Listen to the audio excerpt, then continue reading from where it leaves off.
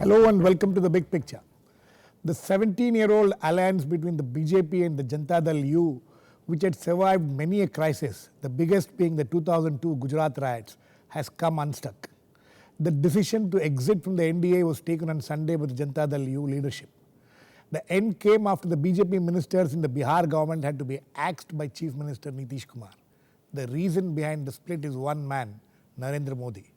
Nitish Kumar has said that if they had waited any more to split, they would have been cheating themselves. While there are many issues which has cropped up following this decision of the JDU, what is the key is the issue of minorities. It is the fear and concern of the JDU leadership that it would lose the minority votes which has resulted in this decision. The question therefore we would try to answer today is how far the minorities would buy the Janata Dal U argument and back it in the elections in 2014. And also whether JDU had no other alternative but to get out of the alliance with the BJP. To discuss this, I have with me Jaya Jaitley, former president of the Samata party, the earlier incarnation of the Janata Dal U, Professor Zoya Hasan of the Center for Political Studies at the JNU and also an author, and Uttam Sengupta, deputy editor of the Outlook magazine. Welcome to all of you. First, let me go to Jaya Jaitley. Jaya ji, Mr. Nitish Kumar and all the other leaders of the Janata Dal U say that they have taken this decision at the right time. They couldn't have waited any further. If they had waited, Nitish Kumar says, if they had waited any further, they would have been cheating themselves. You think this is the right step they should have taken? I don't think so, because this is the time that a really solid, viable opposition should have been getting itself ready to fight the elections. People who have stood together for 17 years form the hardcore and in the minds of the people also, as a government that stuck together and gave a good government for such a long time. Right. We didn't have to end our government in between, and this justification now is a spurious one, I believe. It's rationalizing a decision that is taken for other reasons. So why do you think it is spurious? Because take the time that we actually formed the Samata party and then fought elections twice alone in Bihar. We didn't get anywhere. The purpose was first to dislodge Lalu Prasad Yadav and then to dislodge the Congress at the center. And we could only do this by linking hands with the BJP. Now that was just 4 years after the Babri Masjid demolition, which was seen by everybody. Advani ji had his yatra. He was supposed to be the very hard, aggressive face of Hindutva.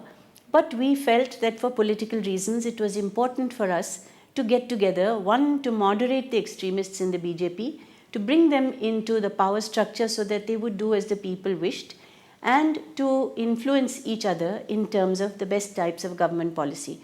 We succeeded in this and we managed to dislodge Laluji from Bihar.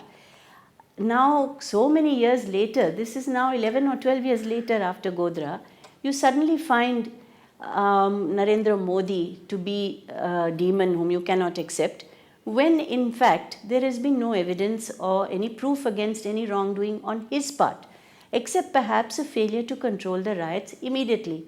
But everybody knows, including Nitish Kumar, who was a cabinet minister at that time, that army help was wanted the very same evening and it was sent, and a huge number of people were prevented from being killed because the army was there on the request of Narendra Modi.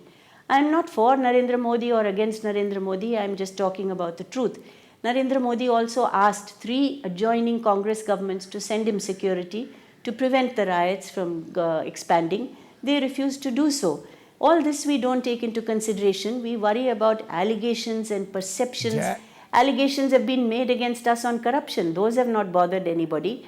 I think we should work towards bringing people together and not harboring divisions for one's own political gains. Right, but Jaya Jaitley, you said one thing. You said that when you joined, when you people decided to join with the BJP, join hands with the BJP a few years after the Babri Masjid, you said one of the reasons was to moderate the BJP. Don't you think that Narendra Modi is a hardline leader of the BJP? See, if you look at the facts in Gujarat, in fact, Narendra Modi has antagonized the Vishwa Hindu Parishad. He has antagonized the RSS for quite some time over there. He has in fact brought Muslims into his fold, and it is because of the Muslim vote he won so handsomely this time, including the last 6 seats very recently. The Muslims themselves in Gujarat are saying that we have voted, we are fine. Why are we treating Gujarat as if it's a separate entity from our country?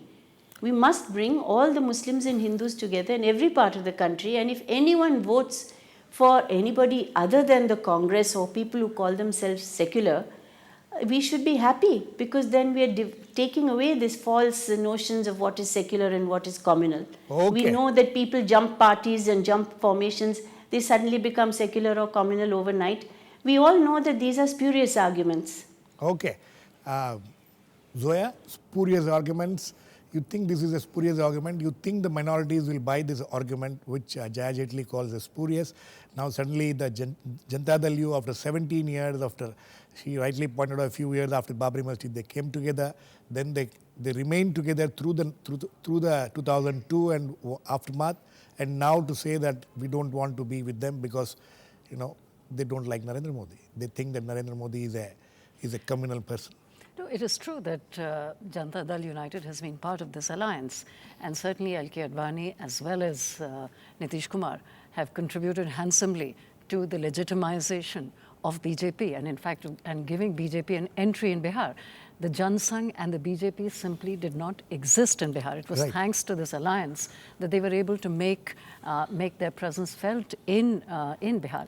But that said, I think, let's face it, that for the past 1 year or so, Nitish Kumar has made it very clear that he is not going to accept, and the Janata Dal United is not going to accept Narendra Modi as the leader of the BJP and as the prime ministerial candidate. And once that was evident about a week or 10 days ago, I think this was the right time for him to take the step that he has taken. And I think it's an important step. It's a bold step. It's an important step. And it has certainly, it has created a completely new political situation. Because the BJP stands isolated. Today, you have a National Democratic Alliance which consists of 3 religion-centric parties. Right. The Bharatiya Janata Party, the Akali Dal and the Shiv Sena. It is India's first proper right-wing alliance. And I think that itself is going to create a certain kind of polarization. But my question is, how far is this argument, which is now being touted by the Janata Dal leadership, is going to be bought by the minorities? Well, this, after all, Nitish Kumar has taken the step on the ground that Narendra Modi is a divisive leader. He has divided his party. He has divided the National Democratic Alliance. He divides the country as a whole. Now, given that, and also he has taken the stand in the context of the 2002 violence, although it is true, as railway minister, he did not order a probe into the Sabarmati train accident and so on and so forth. But at the same time, I think politics, after all, is not something that is frozen in time. What happened in 2002, he did not take a stand, and it is correct. That's correct. But at the same time, I think 2003, 11 years later, it's a completely different situation. 2013, my apologies, 2013, it's a completely different situation. Now, you cannot hold Nitish Kumar down to the stand that he had not taken in 2002. He should have taken a stand then. That's my view. He should have taken a stand, and he should have probably ordered a probe. He should, like many other parties, maybe he should even have resigned from the National Democratic Alliance. That would have been the principal thing to do. But not having done that, we cannot now say that if he's taking a stand on the question of Modi's leadership, that's not right. Your question about whether the minorities will be convinced by this argument. You see, if you're talking of Bihar, after all, the minorities are not going to vote for BJP. They're not going to vote in the present situation. Why would the minorities vote for BJP? The minorities now have basically 2 choices. Yes. They have the JDU and they have the RJD, and to some extent the Congress. Now, the minority vote may get divided between the JDU and the RJD, but it's certainly not going to go the BJP way. No, that's not. I'm not even suggesting that. Anyway, Uttam, my question to you is that did JDU have to do this? I think yes. If they had not done it, do you think that their chances in the 2014 elections would have come down remarkably? And my another question is, in 2010, when they won this election with such a sweeping majority, the alliance, the JDU and the BJP, don't you think the Muslims had voted for the JDU at that in 2010? To answer your first question, I think Nitish Kumar was left with no option. I think for the last time in 1 year, he has made his stand, very clear. And even yesterday, he said that he is very happy that he has put a spanner in the propaganda that Narendra Modi is invincible. So his politics and his stand has been very clear, and it is the BJP, which, deliberately, took a stand that they have to go with Narendra Modi and they have to project him and so on and so forth. So this divorce, was inevitable in a sense. That is one. The second thing is that the minorities, Sharad Yadav yesterday in an interview, said that in 2002, both he and Nitish, wanted to resign, but it was Atal Bihari Vajpayee, who persuaded them to stay back. And Atal Bihari Vajpayee said that I am as aggrieved as you are, and I am going to take steps. But later on, when he went to Goa to attend a party, conclave and all that, he was isolated and he couldn't, do anything. Don't you think that was a time when these people should have acted? Maybe, perhaps, but their explanation is that they trusted Atal Bihari Vajpayee, and if at all, there is a question of betrayal, it was Atal Bihari Vajpayee, who actually betrayed them. But anyway, that's besides the point. The question now is that if you look at the statements, given by state BJP leaders over the last 4 or 5 months, they have been rooting for Narendra Modi. They have been saying that Narendra Modi is a more popular OBC leader than Nitish Kumar. Right. They have been saying that they would be better off, without, JDU. So, those pinpricks were already there. And the last straw, I believe, was in the Maharajganj by-election. Right. That Maharajganj by-election, this month, the results came out only about a week ago. And RJD won by more than a 1 lakh margin. Right. And BJP was it voting. RJD or the candidate himself? No, it was the RJD, and the candidate was, with JDU last time, if you remember. Yes. But I am talking about the gloating. Right. The BJP gloated at the fact that, JDU has lost and Nitish Kumar has lost face and so on and so forth. The question is that upper castes, which dominated that constituency, did not, vote for the JDU BJP combined, candidate, and NDA, lost. So I think it's a huge question mark on the NDA. They started with 22 parties. Exactly. They are now left with only 3. Even before, Modi came in, Exactly, they 1 couldn't, plus 2. Work out the coalition in Odisha or in Karnataka or in UP for that matter. So I think, there are far more serious questions that BJP, needs to answer. And Nitish Kumar, right now, I think, he was left with no option. Okay. I think we have Mr. KC Tyagi, the Janata Dal U MP, on the phone line with us. Mr. Tyagi, can you hear me? Yeah, I can. Okay, Mr. Tyagi. So the divorce has happened. You people have finally managed. On Friday, we were talking with you on this program, and you said we will decide in the next 24 hours, and you have decided. My question to you is this a principled stand on the issue of communalism that you have taken, or is this a stand which you have taken against one individual, Narendra Modi, for having been elevated in the party as the chairman of the campaign committee? What is the reason behind this decision? I don't want to be bitter because we have been able together for 17 years. Absolutely. For 17 years. So I don't want to be bitter.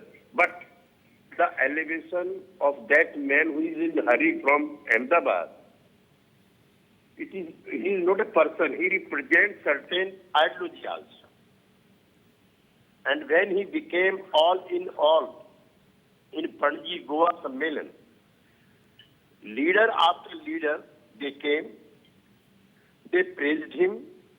The senior leader said, no, he is not even merely the chairman of Vichar Pramukh or the Prachanda Pramukh.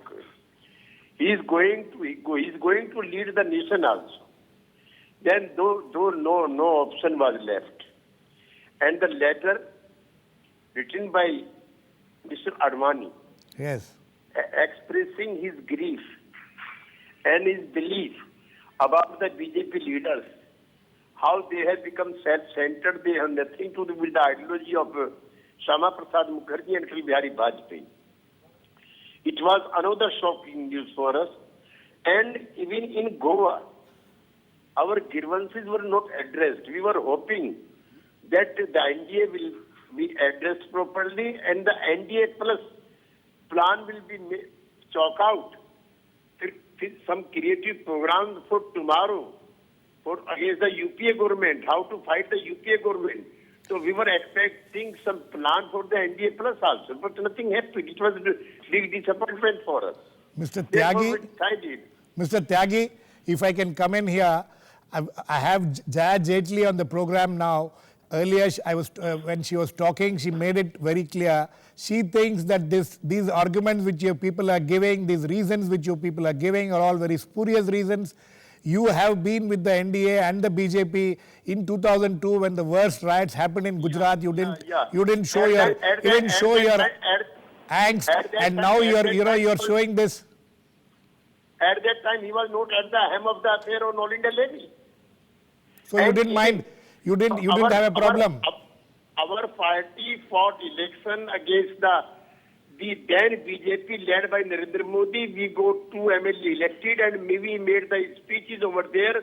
This is the victory of the forces in Gujarat.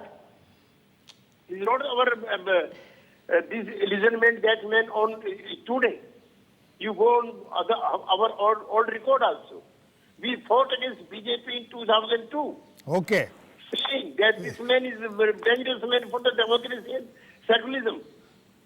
Okay.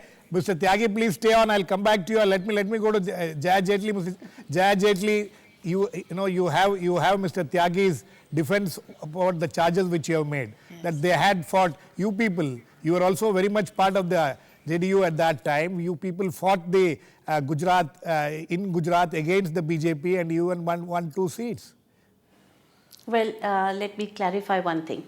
The Samata party was the one that really linked with the BJP. Yes. Mr. K.C. Tyagi and Sharad Yadav ji came later. They came that time when we first joined hands with the BJP, they were in the RJD. Right. And it was because they could not get on with Lalu Yadav that they left and joined and merged with the Samata party very much later. Right. The Samata party, of which I've been very close, has also put up candidates in Gujarat, as well as the JDU has put up candidates in Gujarat. And we know very well that how arrangements are made between candidates at the local level with the BJP at the local level. And it's not the strength of the JDU that it got its candidate elected. It was because there was an arrangement at the local level. The Samata party has always fought and won many panchayats, but we could never win a seat because we never made any local level adjustments. But it has never come in the way of a larger understanding for the better interests of the country.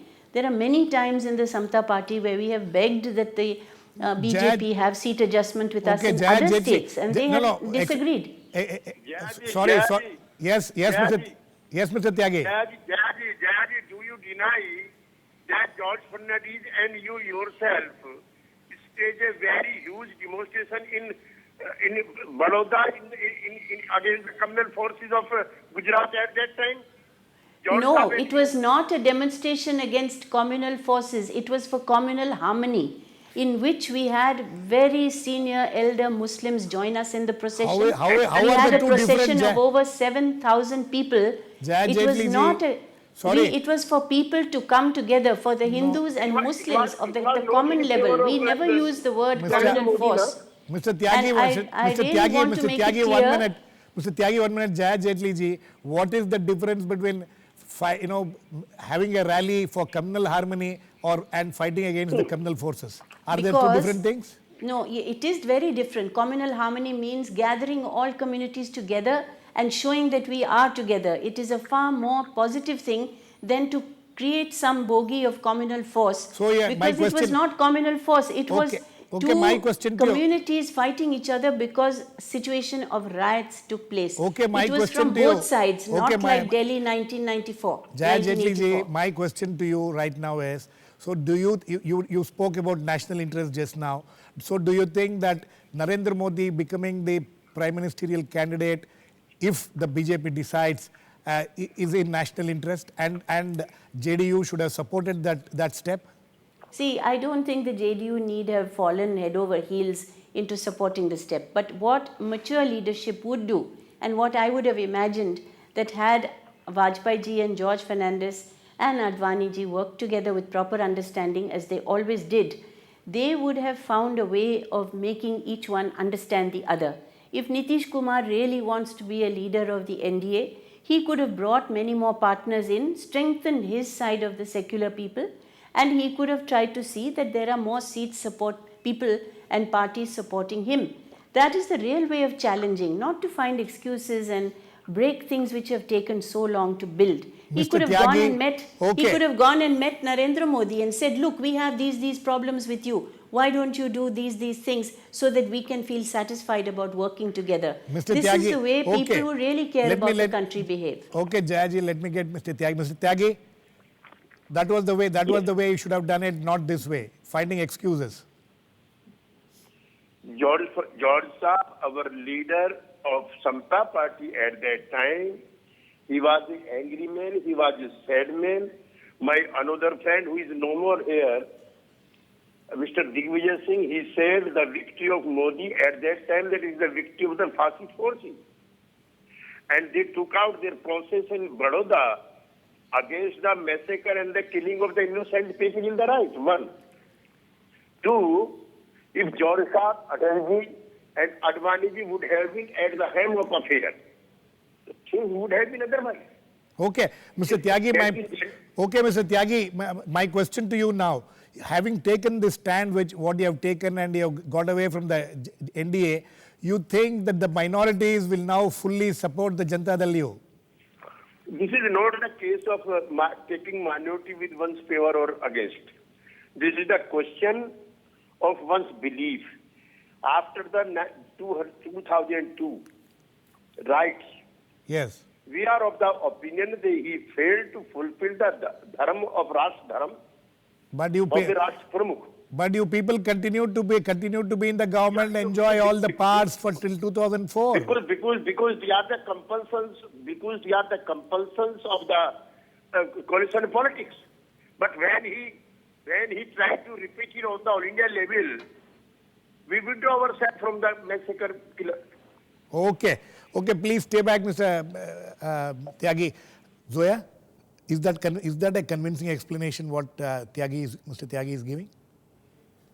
You think that is something which will convince the minorities and other sections that yes, what the decision which they have taken despite their past record of having been with the BJP, today what they are saying is something which is a justifiable argument, and this is something which we can take it seriously. Well, I think it's a fair argument. And also, I think we have to take into account that Narendra Modi is a signpost for a certain kind of politics, and that politics is a divisive politics. And I think the JDU wants to distance itself from that divisive politics. So in that sense, it's justified. It is true that they have been very much a part of this alliance and have helped the BJP to grow and have given legitimacy to the BJP. But at the same time, I think in 2013, Mr. Modi is now a prime ministerial candidate. So this is a completely different situation, kind of situation in which they had to take a position. And I think they have taken a correct position. Now, whether this position is going to be beneficial remains to be seen. But I think one thing is quite clear, that BJP is going to be a big loser nationally as well as in Bihar. Uttam? From the breakup of this alliance. I would like to add that the minorities in Bihar, they increasingly feel, more comfortable with Nitish. Don't you think that this will give a handle to Lalu Yadav and to very little extent the Congress? Well, of course. Lalu Yadav will always be a player, and yes, he always will have a following among the minorities and all that. But Nitish also played his cards very well. Yeah. In 2005, he espoused the cause of the backward Muslims. Ali Anwar, the leader of the backward Muslims, was one of the first persons, he sent to the Rajya Sabha, yes, and so on. And I believe that minorities are increasingly feeling, more comfortable with Nitish. That is one. I'm sorry, you want to add Can I something? very quickly add? I think it's very healthy if minorities do not vote in monolithic terms. It's perfectly all right if the minorities, or Muslims in particular, vote for the RJD as well as for the JDU as well as for the Congress. I think that's perfectly okay. Why there's for us to assume that all minorities will now simply gravitate towards Nitish Kumar. I think that is simply assuming that Muslims vote as a vote bank. They don't. They vote like everyone else. Their loyalties are divided among different political parties. No, but but they will not Uttam, vote. if that is the case, if what Zoya is saying is the case, don't you think that the JDU is not going to gain anything from what they have done? No. In the last assembly election, if you look at the vote percentage, JDU got about 23% Exactly. votes, and RJD got about 19, and BJP got about 16. Right. Now, Nitish Kumar's own caste, Kurmis, they constitute only about 3% of the population. So obviously, Nitish has been able to, build a coalition of different, castes and there communities. There is a social coalition. And that is what, he is trying to consolidate.